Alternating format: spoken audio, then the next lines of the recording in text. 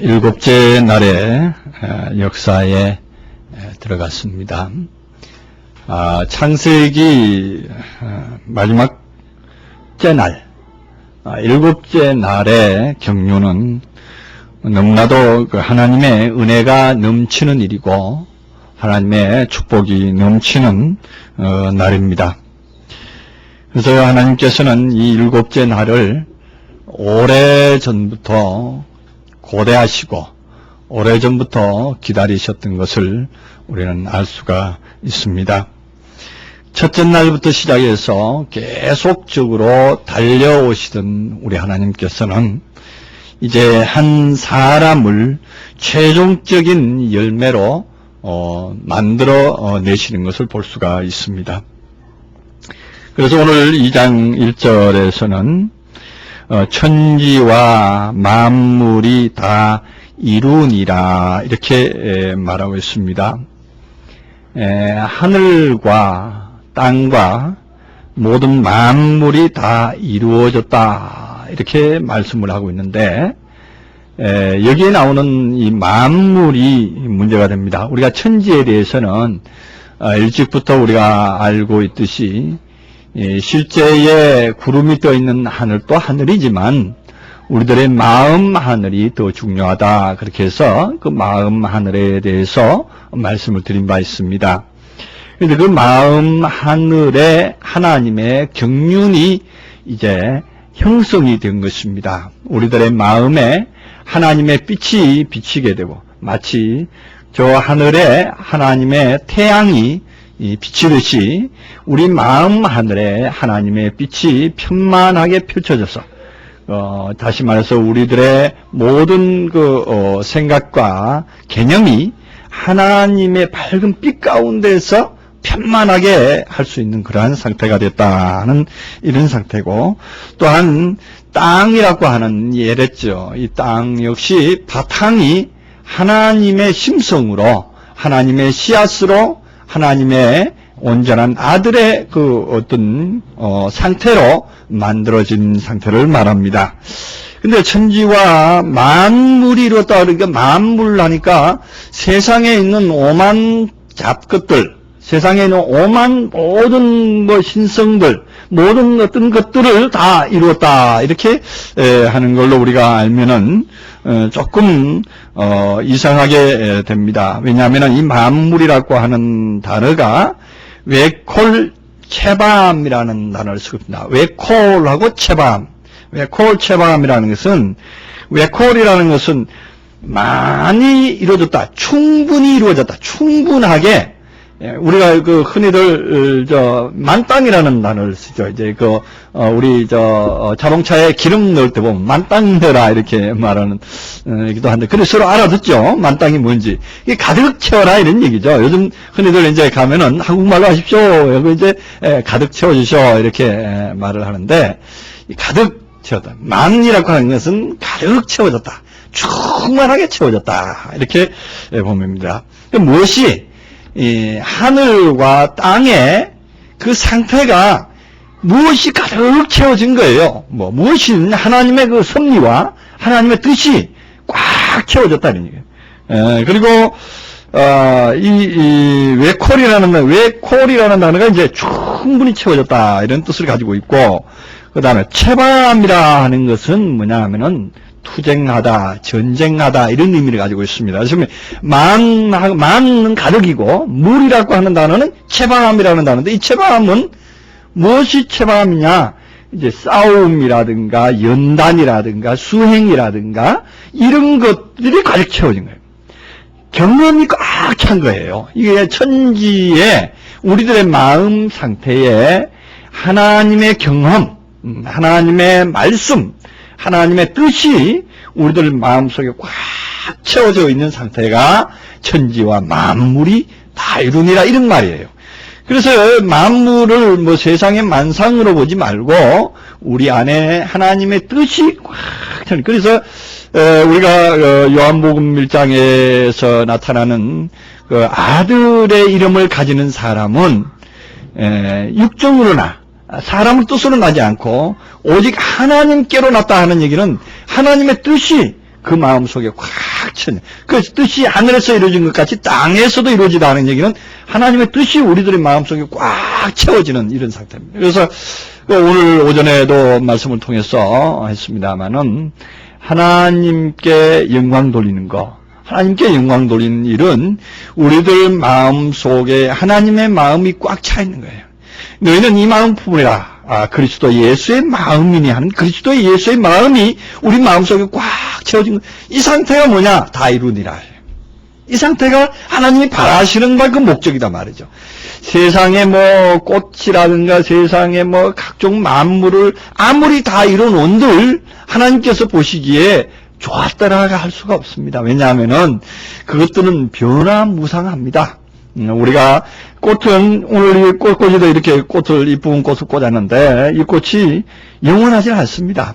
이거 일주일이면은 잘 가야 일주일 갑니다. 일주일 잘 가고 또 풀이 아름답고 뭐 모든 세상의 만물이 다 아름답다 하지만 영원하지 않기 때문에 아름다움은 결과적으로 시한부 아름다움이다. 시한부 아름다움은 하나님의 영원 세계에서는 아름답지 않다 이런 결론이 나옵니다.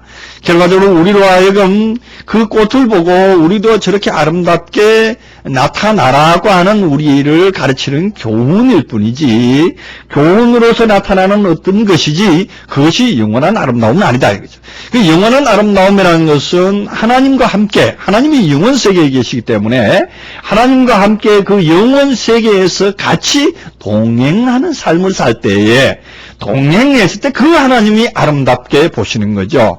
그래서 우리가 진정으로 하나님 앞에 우리가 다 이루어지는 것은 우리의 마음에 그리스도의 마음이 꽉 차서 정말로 백합꽃이 그 향기를 토하듯이 그리스도의 냄새를 막 풍겨낼 때에 그 모습이 하나님께서 보시기에 아름답다는 얘기가 되는 거죠.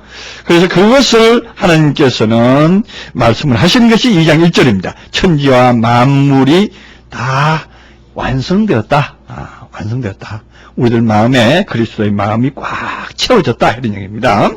2절에서 하나님의 지으시는 일이 일곱째 날이 이를 때에 마치시니 그 지으신 일이 다함으로 일곱째 날에 안식하시니라. 이 지금 문장에서 하나님이 지으시는 일이 일곱째 날이 이를 때야 비로소 마치게 됩니다. 그 일곱째 날이라고 하는 그 욤이 있습니다. 일곱 번째의 욤. 서수적으로 표현하는 일곱 번째의 그 욤 안에서 하나님께서 이루는 겁니다. 그것이 이 일이 마치게 되는 겁니다. 근데 일곱이라고 하는 것은 우리가 일곱 족속이 나오죠. 일곱 족속이 나오고 그다음에 우리가 그 일곱이라고 하는 여러 말씀들이 있습니다. 이제 그 하나님의 말씀은 그 일곱 번 연단한 은과 같다 이렇게 또 말씀을 하시고 그다음에 일곱 교회가 나오고 일곱 촛대가 나오고 일곱 나팔이 나오고 일곱 대접이 나오고 이 모든 이 역사가 왜 하필이면 일곱이느냐 우리가 계시록 강의할 때도 일곱이라는 것을 많이 거론을 했습니다만은 왜 일곱이라는 것이 필요하냐 하는 것이죠. 그 일곱이라는 것은 다시 말해서 어떤 그 계단을 말할 수도 있고 단계를 말할 수도 있습니다. 우리가 믿음의 단계, 다시 말해서 우리가 창세기 강해를 하게 된 동기가 바로 그거죠. 믿음이라는 것은 첫술밥에 배부르지 않듯이 단계를 쭉 거쳐서 최종적인 결실에 이르렀을 때 그게 믿음의 결정체다 이렇게 말씀을 하고 있습니다. 그래서 첫 단계, 한 단계, 두 단계 갈 때마다 우리가 믿음이 자라난다 이렇게 말을 합니다. 그 믿음이 자라나서 최종적인 열매로 나왔을 때야 그것이 믿음이다. 그것은 바로 일곱 번째 날이다. 이렇게 말할 수가 있는 것입니다. 예수님께서도 허구한 날수가 많은데 엿새 후에 하는 말씀을 쓰시고 변화산에 올라가시니 이렇게 말하죠. 그 엿새 후라는 단어가 왜 거기에 들어가야 되는가 이거죠. 뭐 언제부터 엿새 후냐? 그걸 이제 과학적으로 증명하는 사람들이 또 있어요. 그래서 뭐 몇월 며칠부터 이제 여세후다, 뭐 어떤 뭐 가나안의 혼인 잔치를 행하고 나서부터 뭐 여세후다, 뭐 이렇게 뭐 왜냐하면은 가나안 혼인 잔치 다음에 이튿날 뭐 이튿날하고 나오니까 그렇게 해서 여세후다 그러는데 거리가 멉니다. 전혀 딴소리 하는 거예요. 그게 아니라 엿새라는 것이 여섯째 날이 이루고 예수님께서는 여섯째 단계의 믿음의 경륜과 그 경지를 이루고 그 예수님과 함께 있는 제자들에게 같이 이룬 상태에서 이제 일곱째 날의 상태를 경험하기 위해서 그게 변화산의 상태가 일곱째 날의 어떤 환상이잖아요. 아직 완전히 일곱째 날이 이루어진 건 아니에요. 일곱째 날의 환상을 제자 셋 앞에서 보여준 거잖아요. 그 일곱째 날이라는 것은 이런 것이고 일곱이 되면은 이러한 경지에 이르른다는 것을 잠시 이 환상으로 보여줬을 뿐이에요. 그래서 그것이 최종적으로 우리들에게 일곱이라는 것을 이루게 하시려고 바울에게 이루게 하시고 제자들에게 이루게 하시고 믿음의 모든 선진들에게 이루게 하시는 하나님의 경륜이 거기 숨어 있는 거죠.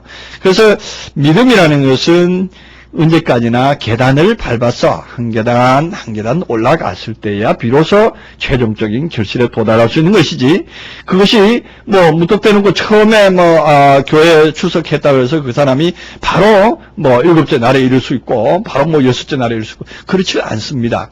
우리가 제자들을 이렇게 볼 것 같으면은 3년 반 동안이나 예수를 쫓아다니면서 교훈 받는 가운데서 그들의 변화되는 모습을 우리가 보잖아요. 그들의 하는 행동들을 이렇게 보면서 이렇게 변화되는구나. 우리가 믿음을 쫓아 따라가는 것은 바로 이러한 차원으로서 나가는구나 하는 것을 우리가 알 수가 있습니다. 제자 베드로가 예수를 처음 만났을 때의 그 과정이 뭡니까? 처음 만났을 때는 분명히 그물을 깁고 있는 것을 예수님이 보고 그를 찾아갔죠. 찾아가서 그에게 복음을 전했던 것을 볼 수 있습니다. 그래서 그는 그물과 배를 버려두고 예수를 쫓았던 것을 볼 수가 있습니다. 오늘날도 모든 사람들은 그물을 짚고 있습니다. 오늘날 기독교 안에, 종교 안에 있는 모든 사람들은 그물을 짚고 있단 말이죠. 그물. 이 그물이라고 하는 게 다른 게 아니라 바로 성경 말씀이다 이거죠. 성경 말씀의 코가 이리저리 꽤 있는데 그 코가 구멍이 나 있는 거예요. 이렇게 구멍이, 듬성듬성 구멍이 나 있는데 고기를 잡으니까, 고기라는 게 다른 게 아니라 전도를 했는데 이게 고기가 쎄 나가는 거예요. 자꾸만 이쪽으로 전도를 해서 교회에다가 모셔놓으면은 그 앞문으로 오는 교인들이 들어오는데 이 뒷문으로 나가는 그런 상황이 이제 벌어지는 거예요. 자꾸만 그래 되니까 이 답답해서 못 견디겠거든. 그래서 왜 그럴까? 왜 이렇게 빠져나갈까? 왜 이렇게 내 복음이 이렇게 흠투성이고 무슨 투성일까? 이렇게 해서 자신도 나름대로 이제 궁구하고 살피는 그런 상황이 될 때에 그때서 비로소 예수님을 만날 수 있는 거예요. 자신을 살필 때 내가 왜 이럴까? 군대 말에는 내가 왜 이럴까가 이제 많이 있는데, 그런 좀 잘못하고 이렇게 하면 이제 세워놓고 상관이 그러죠. 내가 왜 이럴까? 복창하라 그랬는데, 그거 받는 얘기예요. 우리도 우리 인생이 자신을 돌아보는 순간이 바로 내가 왜 이럴까? 그렇게 다시 자신을 돌아보고 자신의 거울된 그 말씀을 이렇게 찾아볼 때에 예수님을 만나게 된 거예요. 그때서 비로소 주님께서 나타나셔서 그를 만나게 되는데 그게 뭐냐? 그게 첫 단계예요. 첫 단계. 믿음의 첫 단계에 불과한 거예요. 그래서 그 첫 단계에서부터 차근차근히 밟아서 나아가는데 제자 베드로가 수제자 노릇하고 예수님의 바로 측근에서 행동을 했지만 막상 예수님께서 십자가에 못 박히고자 할 때에 주여 그리 마옵소서 하고 가로막았던 분이 또 그런 사람이다 말이죠. 그러니까 이때까지 3년 동안이나 쫓아다녔지만은 아직도 그는 뭐냐? 아직도 육의 속성, 자신의 관점으로 보고 있었다 이런 얘기예요. 결과적으로 우리도 그러면 그러한 믿음의 차원까지 가지 말라는 법이 없습니다. 아무리 신앙생활을 몇십 년을 했네 하지만 막상 자신이 십자가에 못 박히는 날에 가면은 주여 그리 마옵소서 하고 자신을 끄집어 내린다니까. 자신은 십자가에 못 박고 자신의 어떤 명예와 자신의 어떤 무엇이 이렇게 나타나는 이런 상황으로 가야 되는데 그 상황이 가로막혀지는 날, 자신의 명예가 깎여지는 날, 자신의 어떤 얼굴이 어떤 그 체면이 깎이는 그러한 상황으로 들어가면은 그거를 피하고자 하는 것이 우리들의 마음인 거예요. 그런데 하나님은 우리들을 거기까지도 낮추십니다. 이거 외형적으로 말하는 겁니다. 내면적으로는 또한 그런 것이죠. 우리가 나타내고자 하는 자신의 어떤 그 그리스도적인 그러한 품성이 자신 안에는 보이는 것 같아서 우쭐해질 이런 상황이 나옵니다. 그러한 상황으로 치닫기를 자신이 기뻐합니다. 그러나 우리 주님께서는 그것을 처단하시기를 기뻐하시는 것이죠. 그것을 꺾고자 하시는 분이 하나님이시다 이거죠. 우리는 언제까지나 그러한 일이 나타날 때에 우리 속에 있는 베드로의 속성은 자신이 십자가에 못 박히는 것을 싫어합니다. 그 자신이 십자가에 못 박히는 상황을 싫어해서 오히려 끄집어내리고 있는 그러한 차원을 또한 경험할 때가 그게 언제냐? 그게 이제 겨우 이제 뭐 한 5째 날이나 이 정도밖에 되질 않습니다. 그래서 예수님께서는 오히려 그를 보고 사단아 네 뒤로 물러가라 이렇게 말씀을 하지 않습니까? 우리가 우리 안에서 그러한 상태, 자신의 어떠함을 보여줄 상태, 그 상태를 경험하지 않으면, 그것을 넘어서지 아니하면은 그 경지에 이르지 못합니다. 결과적으로 하나님께서 그만한 위치에까지 끌어올려 주십니다. 끌어올려 주시지만은 그때에 우리가 자신을 낮추고 자신을 죽일 때에 비로소 우리는 진정으로 그 경지에 도달할 수가 있다 이렇게 볼 수 있습니다. 그래서 이 믿음의 경지라는 것은 너무나도 깊고 오묘한 상태입니다. 그것을 경험해서 자신이 완전히 그야말로 7번 연단한 은과 같은 모습으로 나오지 아니하면은 결코 하나님 나라에 들어갈 수가 없다는 것. 그 열매로서 익어져서 알곡이 되지 않으면 들어갈 수 없다는 것. 우리는 믿으면 구원 얻는다 하는 말씀도 있지만 어떻게 믿으면 구원을 얻느냐 하는 그 방법에 대해서는 구체적으로 들어가 보면은 여러 가지 말씀이 있습니다. 믿으면 구원, 무조건 믿으면 구원을 얻는다 그러는데 믿으면 구원을 얻는데 어떻게 믿으면 구원을 얻느냐고 물어보면은 그 믿음의 방법이 그냥 예수님 우리 날 위해서 십자가 못 박혀 돌아가셨으니까 그건 믿으면 구원 얻지 않느냐 이렇게 주장을 하는데 그걸 그럼 어떻게 믿느냐만 구체적으로 물어보면은 대답을 못 해요. 그럼 십자가에 못 박히셨는데 그분을 어떻게 믿느냐? 믿습니다 하고 믿는다 이거지. 그러니까 믿습니다고 아무리 외쳐봐야 결과적으로 믿습니다고 하는 얘기는 자기가 덜 믿는다는 얘기라고 제가 한 말씀 드린 적이 있죠. 덜 믿기 때문에 믿습니다 하는 거예요. 믿는 것은 턱 믿어져 버리잖아요. 우리가 턱 믿어질 때는 우리는 믿어라 말 안 합니다. 자신이 있잖아요. 믿음에 자신이 딱 있으면은 믿습니다 표현을 할 필요가 없는 거예요.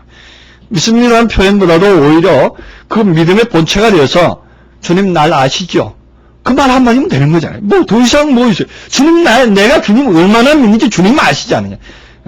주가 나의 증인이시라고 이제 사도 바울이 말했잖아요. 하나님이 나의 증인이다 이렇게 했잖아요. 내가 하나님을 얼마나 사랑하는지 하나님이 나의 증인이다. 그러니까 우리 하나님의 증인 앞에 하나님 앞에 떳떳하면은 되는 것이지 믿고 자시고 할 게 있느냐 이런 얘기죠. 그것은 바로 오늘 오전의 말씀처럼 상태적인 그 믿음이죠. 상태적인 구원론이죠. 우리가 그 위치적인 구원론보다도 상태적인 구원론에 들어갔을 때 최종적인 결실이라는 것을 만족할 수가 있는 것이고 만져볼 수가 있는 것이죠. 추상적으로 어떤 그림을 그려놓고 저것이 나에게 큰 유익을 줄 것이다 하는 어떤 자기의 마인드 컨트롤만 가지고 있어서는 안 된다 이런 얘기죠.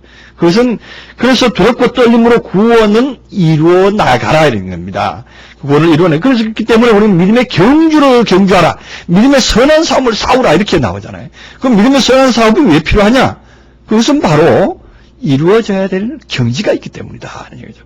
제가 왜 오늘 이런 말씀을 쭉 말씀드리는가 하면은 7제라고 하는 것은 그러한 믿음의 경주를 다 달려간 사람이에요. 다 달려간 사람이 하는 어떤 상태, 그 사람에게 나타나는 그 상태입니다. 그것이 뭐냐면은 하나님이 지으시던 일이 7째 날에 마치니라 그랬어요. 정말 이거 원문 성경을 보는데 여기에 묘미가 있습니다. 그 일이 마치니라. 그 일이 뭐냐 이거지. 일. 그 일이 마천이나 하는데 하나님이 천지를 만들고 사람을 흙으로 빚고 천지를 만들어 줘라 해라 하는 이런 모든 말씀의 그 일이라 그러냐? 그게 아니에요. 원문에 보면은요, 멜라크토라는 단어를 쓰고 있어요. 일이라는 단어가 멜라크토입니다. 이 멜라크토가 오늘 이 본 말씀 중에 우리들에게 진주로 던져주는 겁니다. 멜라크토 기억하세요. 이 멜라크토가 뭐냐면요, 우리 구약 성경 맨 끝에 있는 성경 이름이 뭐죠? 말라기. 이 말라기가 멜라크토예요. 말라기가 멜라크토인데, 그래서 이 어떤 그 학자들은 그래요. 말라기서는 저자가 없다 이렇게 말해요. 왜냐? 이 멜라크토라는 것이 뭐냐면은 말라기라는 그 단어 자체가 의미하는 것이 뭐냐면 사자다, 천사다, 사역자다 이런 얘기거든요. 그러면 말라기라는 이름을 가진 사람이 쓴 걸로 아는데 사역자가 썼고 천사가 썼는데 무슨 말이냐 이거죠. 그래서 저자가 없다 이런 말도 합니다. 이 말라기가 바로 멜라크토인데 이 멜라크토를 마치시냐 이거예요. 하시는 일이 다함으로 그러잖아요. 그 하시는 일이 일곱째 날이 이럴 때 마치시고 있거든요. 그 멜라크토가 결과적으로 일곱째 날이라고 하는 그 속에서 완성돼 버리는 거예요.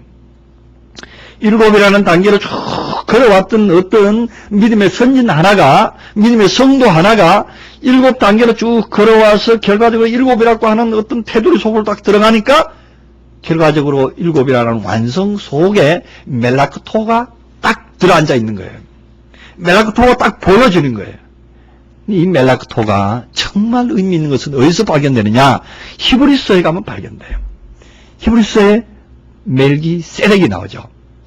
창세기에서도 멜기세덱이 나오죠. 그 멜기세덱이 멜라크토예요. 네, 멜기세덱이. 이 멜기세덱에 대해서는 할 말이 많으나 너희가 듣기가 둔함으로 하고 히브리서 5장에서 설명을 합니다. 그리고서 히브리서 6장의 배경 설명을 조금 양원한 다음에 히브리서 7장에 들어가서 멜기세덱에 대해서 설명을 합니다.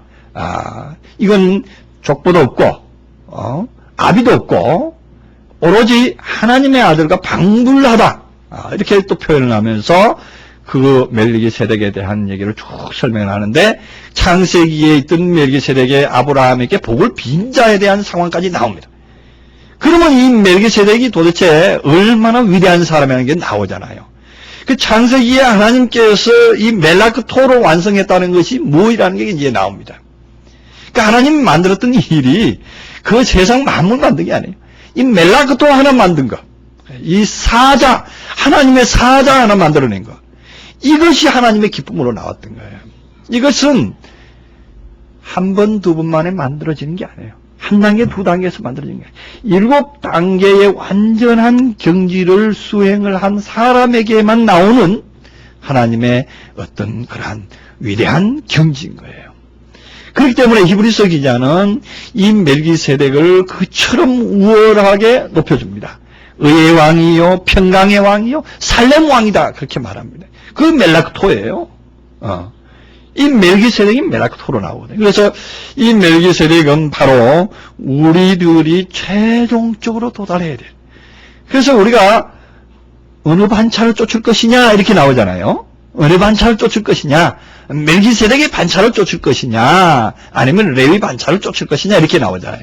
그 레위 반차와 멜기세덱의 반차, 이게 반차가 두 개 딱 나오는데 우리가 최종적으로 우리도 멜기세덱을 반차를 쫓을 것이다 하는 얘기는 멜기세덱의 반차는 쫄랑쫄랑 따라가겠다는 얘기가 아니잖아요. 멜기세덱이 될 것이다 하는 얘기예요. 멜키체데크의 차원까지 될 것이다. 그게 멜라크토의 차원까지 우리는 도달할 것이다 이런 얘기죠. 그래서 그것이 뭐냐? 그것이 7 나팔을 불 수 있는 사람이에요. 그래서 7째 나팔을 부는 사람은 바로 7단계를 거친 사람이기 때문에 그 사람은 뭐냐? 사자인 거예요. 그 사람은 뭐냐? 천사인 거예요. 그러니까 하나님은 천사요, 하나님은 사역자다 이런 얘기죠. 하나님은 모든 사람, 믿음의 선진들을 양육할 때에 이거 하나 바라보고 사역하는 거예요. 우리에게 이런 사역을 맡기려고, 이러한 사역자의 수준으로까지 맡기려고 하나님은 모든 사람을 연단하신 거예요. 그래서 우리가 서신서, 복음서에서 막 나오고 전체적으로 말씀하고 있는 내용이 뭡니까? 사도가 되라 이거죠. 사도가 되라. 사도가 되라. 예. 이 사도가 되라는, 아포토로스가 되라 하는 얘기인데, 이 아포토로스의 차원이 뭐냐? 그것이 역시 이 멜락토예요. 그래서 바울이 이제 내가 사도가 아니냐, 그렇게 말하는데 내가 멜락토가 아니냐 이런 얘기예요. 결과적으로 사자, 믿음의 사자거든요. 그래서 하나님의 일을 집행하고 하나님의 일을 정권대사적인 차원에서 수행할 수 있는 사람이 누구냐? 이 멜락토의 차원이 이런 사람인 거예요. 그래서 우리는 마태복음 28장 그 마지막 부분에서 너희는 가서 모든 족속으로 제자를 삼아 아버지와 아들과 성령 이름으로 세례를 주고 이렇게 말씀이 또 나오잖아요. 그래서 제자를 삼는 일은 누가 하느냐? 이 사자가 한다 이런 얘기죠. 결과적으로 하나님은 많은 사자들을 양육해서 그 사자들로 하여금 많은 복음을 전파해서 결과적으로 복음이라는 게 뭐예요? 아들을 뿌리는 거잖아요. 아들을 씨를 뿌려서 그 아들의 씨를 자라게 하고. 그래서 바울은 나는 심었고 아볼로는 물을 주었고 하나님은 자라게 하셨다 이렇게 표현을 하잖아요. 그래서 바울이 씨 뿌리는 자였는데 실제로 뭐 바울이 언제 벽씨를 갖고 다니면서 뿌렸나요? 깨 씨를 갖고 다니면서 뿌렸나요? 전혀 뿌린 적이 없잖아요. 뭘 뿌리느냐? 하나님의 참 아들의 씨를 뿌렸잖아요. 그 아들의 씨를 뿌렸고 아볼로는 물을 주었고 오늘날 우리 교회 안에서도 바로 이 교회라는 것이 그런 곳이단 말이에요. 교회라고 하는 큰 밭에는 많은 성도들이 있어서 그 성도들에게 하나님의 아들의 씨를 뿌리게 하고 그 아들의 씨를 또한 자라게 하는 것은 옆에 있는 성도, 보조 어떤 사역자들이 같이 함께해서 자라게 해서 결과적으로 이제 어떠한 형태로 나오게 될 때에 그게 하나님이 자라게 하시는 거죠. 그래서 절대적으로 하나님의 섭리와 하나님의 관계하심이 아니면은 결코 자라나게 할 수가 없는 거죠. 그래서 하나님의 관계하심이라고 해서 하나님의 위로부터 내려지는 큰 영역에 이것도 필요하겠지만은 그 내면에 있는 하나님의 그 상태가 있잖아요. 하나님의 형상과 모양을 우리 속에 뿌려놓은 그것이 자발적으로 자라는 거예요. 그것이 물을 먹고 우리가 콩나물을 심었는데 그 콩나물에 물을 주면은 콩나물 스스로가 자라는 거죠. 그 안에 있는 스스로가 자라는 거예요. 바깥에서 이렇게 사람이 잡아 당겨주질 않잖아요. 한 번도 잡아 당겨주면 그 뿌리가 떨어져서 죽습니다. 근데 잡아 당겨줘서 자라는 게 아니라 자기 스스로 내면에 자라요. 그게 뭐냐? 아버지 독생자의 영광이요 은혜와 진리가 충만하다라고 그러잖아요. 말씀이 육신이 된 그 사람, 그 말씀으로 둘러싸여 있는 그 사람의 내부에는 아버지 독존자, 모노게네치잖아요. 아버지 독생자가 하나님의 독자 이게 아니라 스스로 되게 하는, 스스로 존재하게 하는, 우리 속에 있는 생명의 에너지, 생명의 역사, 하나님의 그 믿음, 하나님의 그 형상과 모양은 우리로 하여금 스스로 이렇게 자라게 합니다. 그래서 물을 빨아당기기도 하고, 우리로 또한 뿌리를 내리기도 하고, 또한 줄기를 크게도 하는 그 역사는 우리 내면에 있는 거예요. 어디 멀리 있는 게 아니거든요. 그래서 우리 내면에서 자라게 해주는 그 상태는 이제 우리가 그 처음에는 싹으로 올라오고, 그 다음에 줄기로 올라오고, 그 다음에 이제 충실한 곡식으로 올라온다. 이렇게 표현하고 있잖아요. 이게 단계가 있다는 거예요. 믿음의 단계. 그래서 오늘 오늘 이 단계, 7단계를 표현을 하면서, 7째 날이 이를 때에, 7째 날이라고 하는 그 상태가 비로소 그 사람 안에 이루어질 때에, 하나님이 그 7째 날에 안식하시니라. 그러니까 그 7째 날 속에 거기에 안주하게 되는 거예요. 거기에 안주하게 된 거예요. 하나님이 7날 동안 편히 열심히 일했으니까 힘들고 고생이 되고 이렇게 해서 아이고 나 좀 쉬어야 되겠다 하고 그 쉬는 그게 아니에요. 결과적으로 하나님이 무슨 피곤한 게 있어요. 힘든 게 있습니까, 하나님? 하나님 힘든 게 하나도 없어요. 다 그게 우리가 지금 이거 먹고 살고 자기 몸 놀리는 것이 힘든 일입니까? 힘든 일이 아니잖아요. 자기 몸 자기가 키우고 자기가 음식 먹는 게 힘든 일이 아니잖아요. 그 모든 것들은 결과적으로 하나님의 어떠한 상태로 나오기 위한 하나님 자신의 노력이었단 말이죠.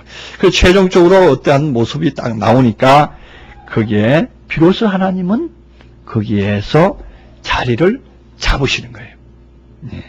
그래서 하늘은 나의 보좌요, 땅은 나의 발등상이다. 그래서 그 하늘이 완성이 되면은 거기에서 하나님은 결과적으로 의자로 삼고 앉는다.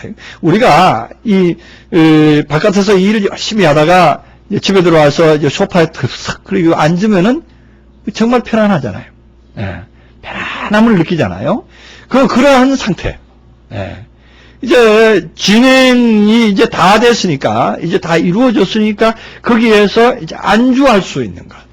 이제 하나님의 그 안주라고 하는 건데, 이 안주라고 하는 것을 잘못 오해를 해서 하나님이 어떤 쉼이다, 뭐, 이런 표현보다는 거기에 완전하게 거주한다, 이런 뜻이 더, 깊은 뜻인 것 같아요. 더 은혜스럽게 받아들이는 것 같아요. 이제 그 속에 이제 영원히 떠나지 아니하고, 영원히 나와 함께 거하리라. 하나님께서 시온을 택하신 것은, 뭐 때문에 택했다고 하죠? 내가 그걸 원했고 내가 그와 함께 있고자 합니다, 이렇게 말했잖아요. 시편에서는 함께 있고자 함이지 뭐 거기서 뭐 그 사람을 뭐 부리고 뭐 그 사람을 통해서 뭐 영광 받고 기뻐하고 그게 아니에요. 같이 있자 이거예요. 그래서 예수님의 중보 기도는 그렇게 말하잖아요. 내가 아버지와 하나 된 것 같이 저들도 나와 같이 하나 되게 하옵소서 그러잖아요. 지금 하나 되기만 하면은 되는 거예요. 그게 최종적인 목표가 되는 것이지, 하나가 되어버리면 되는 것이지, 거기에 하나가 되고 그 이상의 어떤 무엇이 있는 게 아니에요. 하나가 되어버리면 그냥 하나님의 마음을 가져버린 상태니까, 하나님의 마음을 가져버리면은 그 다음부터는 충돌이 없습니다. 충돌이 없어요. 모든 세상에 있는 모든 그대로 자연스럽게 볼 수 있는 눈이 생겨지고, 그러다 보면 그것으로 말미암아서 아무런 마음에 어떤 원함이 있을 때는 불만족이 있는 거예요. 그 원함이 없으되 또한 진행은 하고 있는 것. 그게 하나님의 상태거든요. 그 원함이 없는데 어떻게 진행할 수 있느냐? 그럼 우리가 인간의 생각으로서는 도저히 할 수가 없는 그러한 상태지만은 하나님께서는 그거를 하시기 때문에 평안이 있는 거예요. 그러니까 내가 주는 평안은 세상이 주는 평안 같지 않다 하는 예수님의 말씀이 바로 그런 차원이거든요. 그 어떤 최고의 어떤 경지, 그리스도의 마음은 바로 그거거든요.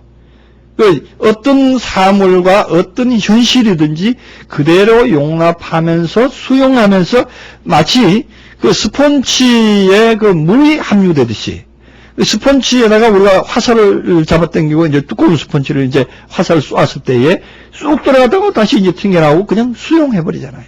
그러듯이 그냥 받으면 받고 또한 내놓으면 내놓을 수 있는 그러한 차원의 경지다 이렇게 볼 수가 있죠. 뭐 이 경지라는 차원이 더 맞는 것 같아요.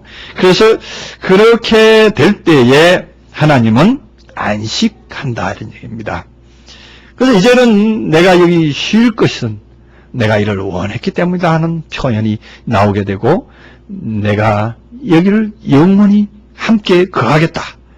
그래서 하나님이 거하시는 처소가 되기 위해서 함께 지어져 간다 이렇게 말하잖아요. 그 하나님을 우리 안에 우리의 마음 속에 완전하게 모시는 것이 바로 우리들의 최종적인 목적이고 그는 곧 하나님을 모시는 것이 바로 그게 뭐예요? 우리가 히브리서에서 말하는 멜라크라고 하는 이 차원이 뭐예요? 결과적으로 멜라크가 다른 분이 아니라 하나님 자신이잖아요. 네. 하나님과 동등됨을 취하지 아니하시는 그러한 차원, 그러한 그 어떤 하나님의 사자라고 하는 것은 결과적으로 하나님 자신을 말하잖아요. 우리가 창세기서에서 아브라함에 나타났던 그 아브라함에게 떡을 주고 포도주를 가져왔던 그분은 다른 분이 아니라 하나님의 모습이 있단 말이죠. 하나님의 어떤 그 사역하시는 그 모습으로 나왔을 때에 보여지는 그 장면들이지 사실은 그게 하나님의 실체다 이런 얘기죠. 그 실체가 우리 속에서 보일 때는 어떤 분은 이러한 모습, 어떤 분은 저러한 모습으로 보여지겠지만은 그 실체 속에서는 본체인 그리스도의 모습이 존재한다 이런 얘기입니다. 근데 이제 외형적으로는 다르게 보일 수도 있겠죠.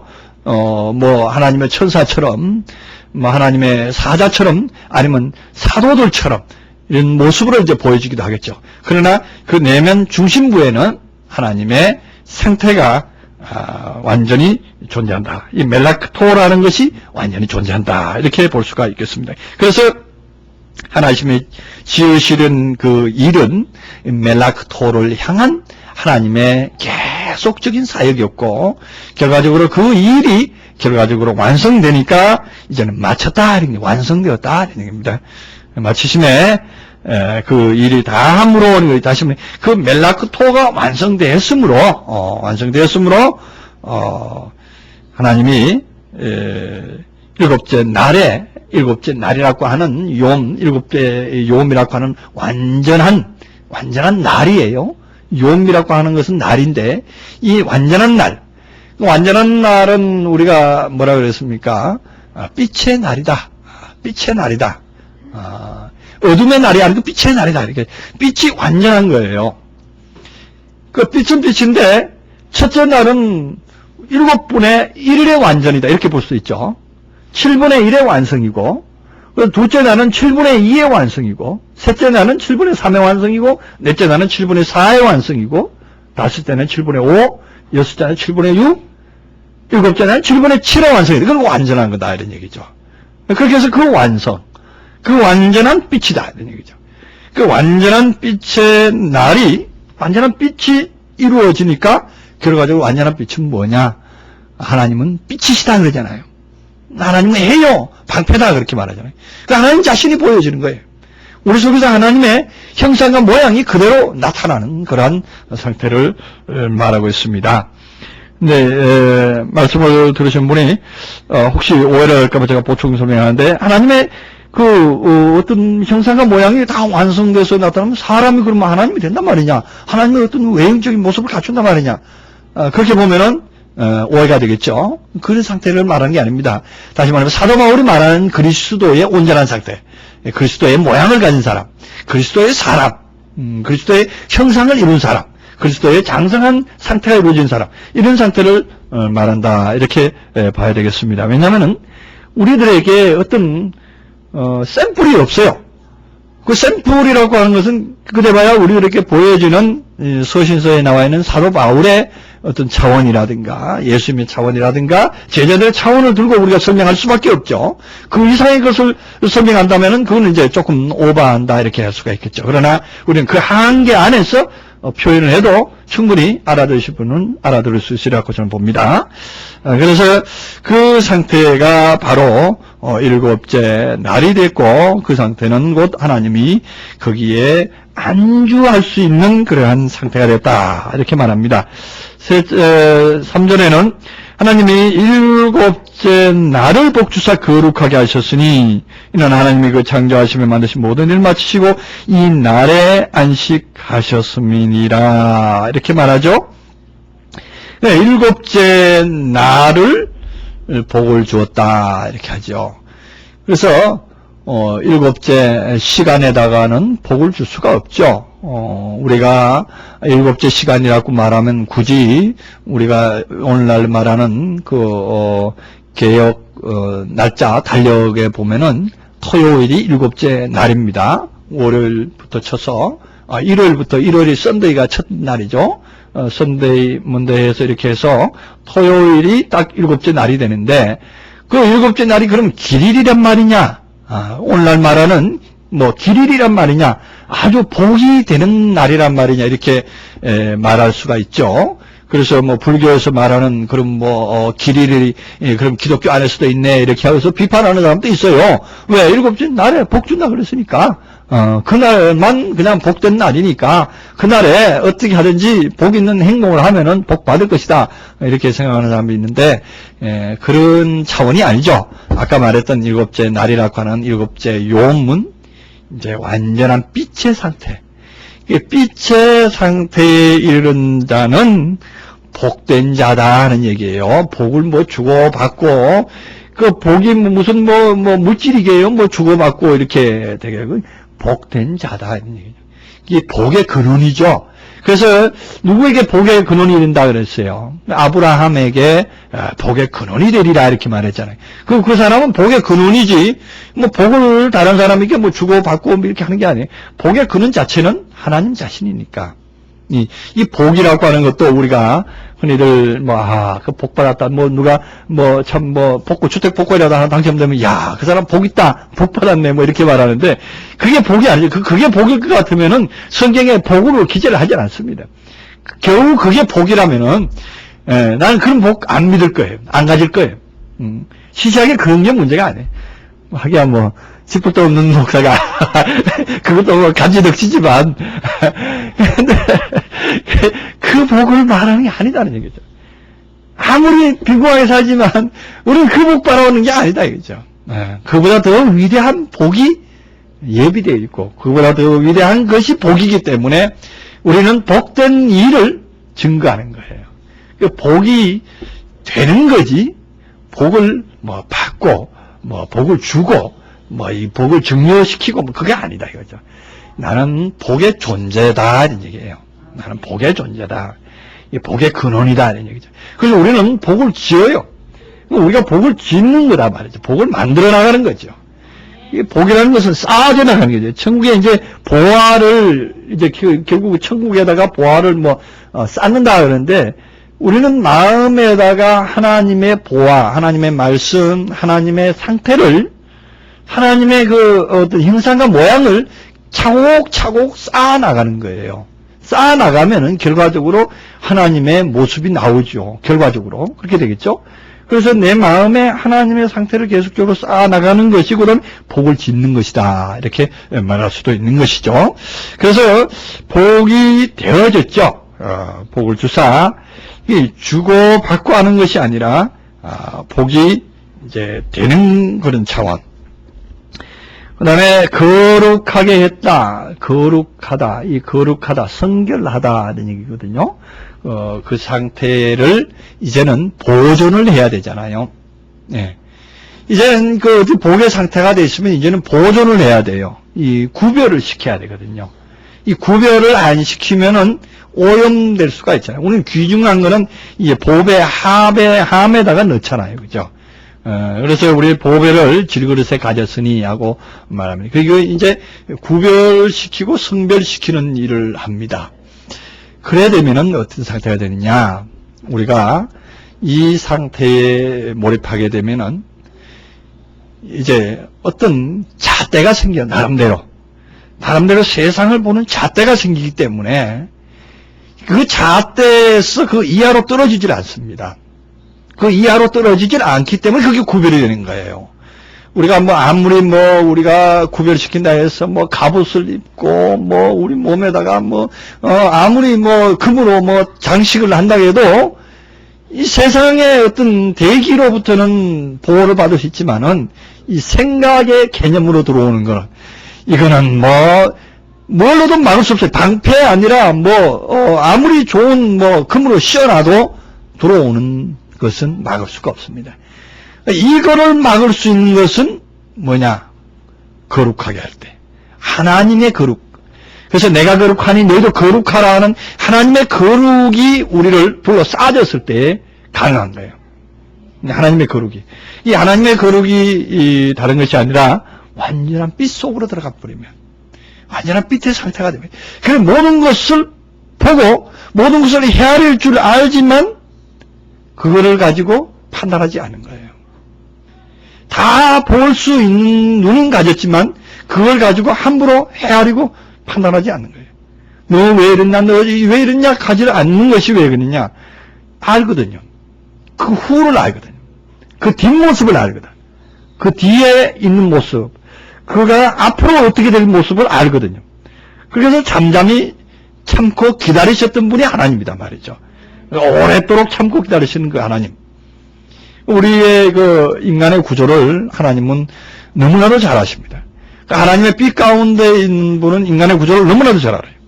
그래서 제가 늘 말씀을 드리지만 성경에 있는 삼라만상, 성경에 있는 모든 짐승과 모든 것들이 다 마음에서 있는 징조요, 마음에 있는 어떤 상태를 표현한다. 이렇게 제가 말씀드린 적이 있습니다. 그 상태를 표현하는 것인데, 그 상태를 표현하면 성경에 있는 내용이 얼마나 많습니까? 레위기에 나와 있는 각 짐승에 드려지는 그 장면들, 뭐 껍질은 어떻게 하고, 내장은 어떻게 하고, 콩팥은 어떻게 하고, 이런 모든 것까지도 무엇으로 이루어지느냐? 마음 속에 있는 어떠한 상태를 말하는 것이다. 이렇게 보죠. 그만큼 아주 확대경으로 확대시켜서 우리 마음을 볼 수 있을 때는 얼마만한 차원으로 보겠느냐. 그래서 우리 지금 여기서는 아직 형광등빛이기 때문에 그렇게 이제 먼지가 잘 안 보입니다만, 밝은 빛 가운데 이렇게 비춰지면은 햇빛이 쫙 들어왔을 때는 우리는 이 안에 있는 먼지를 다 볼 수가 있잖아요. 볼 수 있지만은 그 먼지로 인해서 탓하지 않을 수 있는, 헤아림을 가지지 않을 수 있는. 그래서 예수님께서는 너희 눈이 어둡지 아니한가 보라. 그 빛이 얼마만큼 밝게 비치는가 항상 체크를 하라는 얘기죠. 그것이 이제 있을 때는 이게 방패막이가 되어줘요. 알기 때문에 방패막이를 할 수가 있는 거예요. 모르면 그게 방패를 역할을 못합니다. 알기 때문에 그게 거룩이라는 거예요.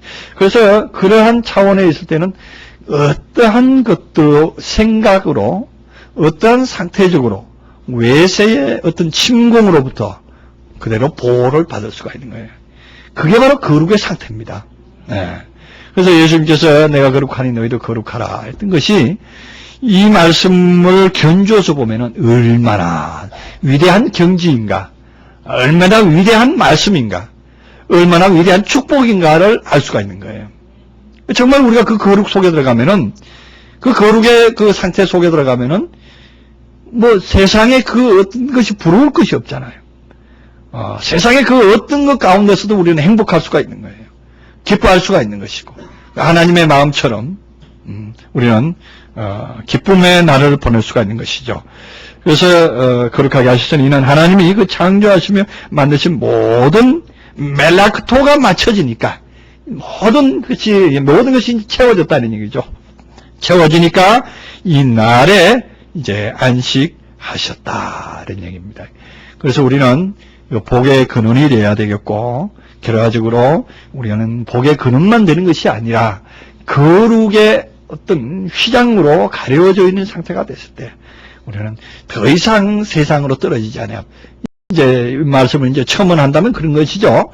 이제 거지 나사로와 부자의 상태에서 같이 천국에 왔는데, 이제 거기서 이제 하는 말이, 부자가 이제 부탁을 했을 때에 구렁이 있다 이런 얘기죠. 구렁이 있어서 거기서 올 수도 없고 갈 수도 없다 이런 얘기가, 그게 바로 이제 거룩의 경계선이에요.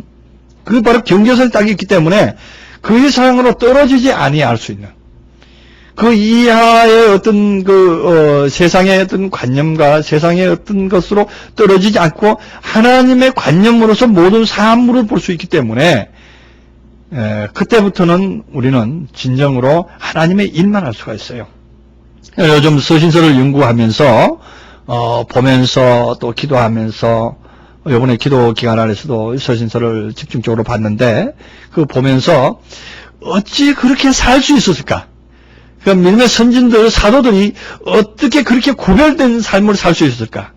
그때의 상태를 한번, 현장을 한번 이렇게 추측을 한번 해봤어요. 성경이 나와 있는 대로 추측을 한번 해보는데, 사도행전의 그 상태라든가, 그들이 전개됐던 그 복음의 터전들을 이렇게 보면은, 정말로 열악한 환경이었잖아요.